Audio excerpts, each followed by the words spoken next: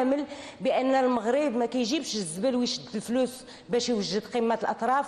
المغرب راه خدام في اطار المؤسسات، المغرب راه خدام في اطار برامج سياسات عموميه طبقا للقانون، والمغرب كيتهيئ وفاتح بوابه. وبالنسبه لهذه القضيه انا كنقول لكم ضروري اننا نوصلوا للحق باش نعطيوه للمواطنين، باش يعرفوا المواطنين واش هذه الحكومه على صواب، واش وزاره البيئه قامت بالشغل ديالها ولا لا، لانه لابد ما نرجعوا المصداقيه ديال الوزاره ديال البيئه، لان وزاره البيئه هي الناطق ديال اتفاقيه الاطراف ديال المناخ. ولا قصنا